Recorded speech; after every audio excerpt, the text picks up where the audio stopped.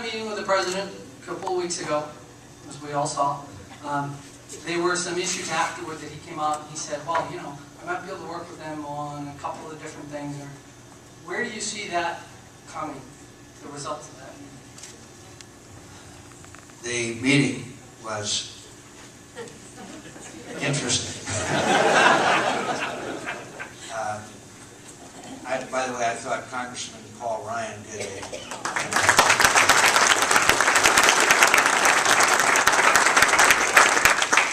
American people, and I don't, let me just speak for the people of Arizona, and I think today for the people of New Hampshire, they not only didn't like the product of what the legislation was, but they were really angered by the process, the unsavory Chicago-style sausage-making, deal-making that went on that favored one state over another.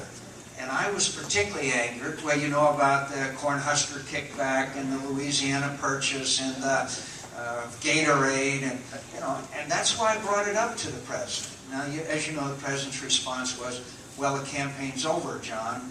And I mentioned that I realize that every day. but also, there are things we promise in campaigns. I believe everything that Kelly tells you that she's going to do in the United States Senate. It's not just a campaign. 8 times the President of the United States during the last campaign said, when we negotiate health care reform, we will have C-SPAN cameras in the room. Of course that couldn't happen. Now maybe it shouldn't have happened. You can argue whether it should or should not, but you shouldn't promise it in a campaign. You shouldn't promise that you will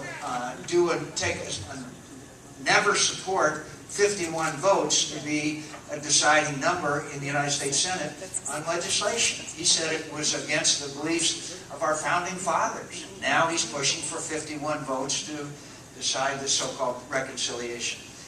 Let me just mention to you again, what this Medicare Advantage, the Medicare Advantage program is a program where seniors can select additional ways to have their health care taken care of, such as glasses, dental care, etc. Well, they say they're going to cut that program.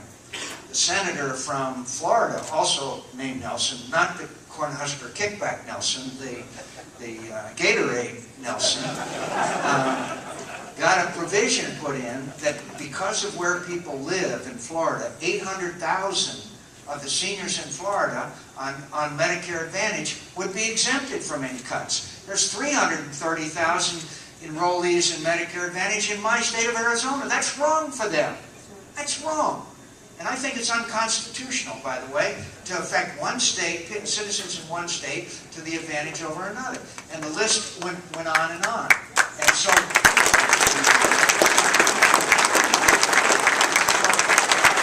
the way this thing is turning out, and I don't want to get into the mechanics of it, but the way it's turning out, 41 of us Republican senators, now we have 41,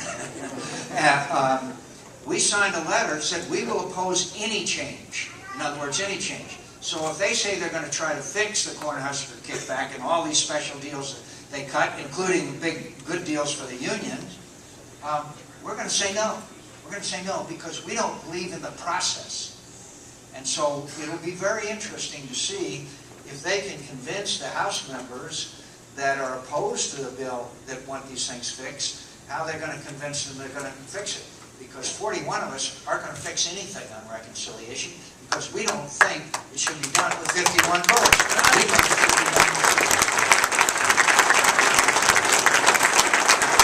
I think the corruption has to end on the buying of votes because that's what it is with the Cornhusker deal and all the deals that Senator McCain just mentioned.